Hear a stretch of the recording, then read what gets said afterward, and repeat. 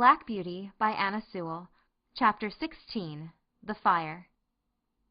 Later on in the evening, a traveller's horse was brought in by the second hostler, and while he was cleaning him, a young man with a pipe in his mouth lounged into the stable to gossip.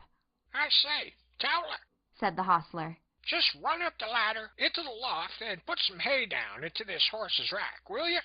Only lay down your pipe." "All right," said the other, and went up through the trap-door, and I heard him step across the floor overhead and put down the hay. James came in to look at us the last thing, and then the door was locked. I cannot say how long I had slept, nor what time in the night it was, but I woke up very uncomfortable, though I hardly knew why. I got up. The air seemed all thick and choking. I heard Ginger coughing, and one of the other horses seemed very restless. It was quite dark, and I could see nothing, but the stable seemed full of smoke, and I hardly knew how to breathe. The trap-door had been left open, and I thought that was the place it came through. I listened, and heard a soft rushing sort of noise, and a low crackling and snapping. I did not know what it was, but there was something in the sound so strange that it made me tremble all over.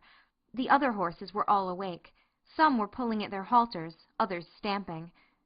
At last I heard steps outside, and the hostler who had put up the traveller's horse burst into the stable with a lantern, and began to untie the horses and try to lead them out. But he seemed in such a hurry, and so frightened himself, that he frightened me still more. The first horse would not go with him. He tried the second and third, and they too would not stir. He came to me next, and tried to drag me out of the stall by force. Of course that was no use. He tried us all by turns, and then left the stable. No doubt we were very foolish, but danger seemed to be all round, and there was nobody we knew to trust in, and all was strange and uncertain. The fresh air that had come in through the open door made it easier to breathe, but the rushing sound overhead grew louder, and as I looked upward through the bars of my empty rack, I saw a red light flickering on the wall. Then I heard a cry of "Fire!" outside, and the old hostler quietly and quickly came in. He got one horse out and went to another, but the flames were playing round the trap-door, and the roaring overhead was dreadful. The next thing I heard was James's voice, quiet and cheery, as it always was. "Come along, my beauties. It's time for us to be off, so wake up and come along." I stood nearest the door, so he came to me first, patting me as he came in. "Come, Beauty, on with your bridle, my boy. We'll soon be out of this smother." It was on in no time.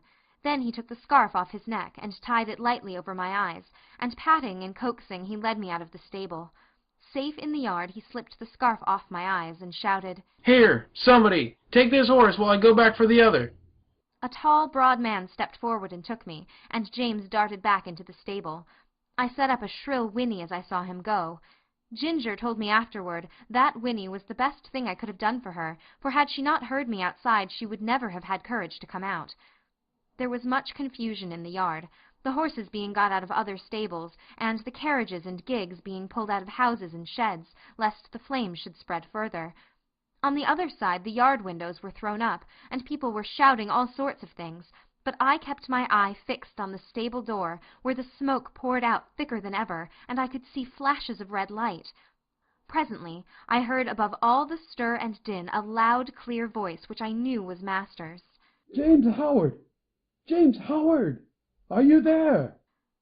There was no answer, but I heard a crash of something falling in the stable, and the next moment I gave a loud, joyful neigh, for I saw James coming through the smoke, leading Ginger with him. She was coughing violently, and he was not able to speak.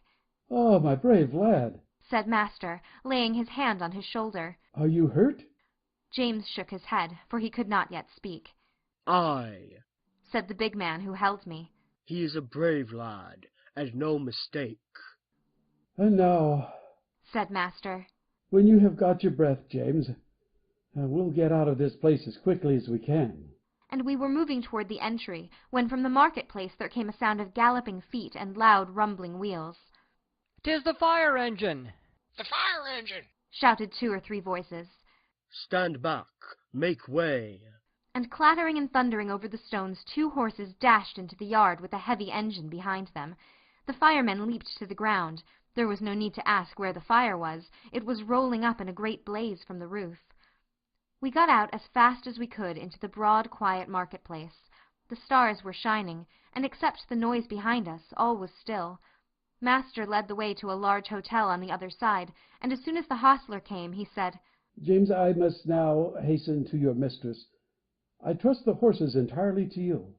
Order whatever you think is needed. And with that he was gone. The master did not run, but I never saw mortal man walk so fast as he did that night. There was a dreadful sound before we got into our stalls, the shrieks of those poor horses that were left burning to death in the stable.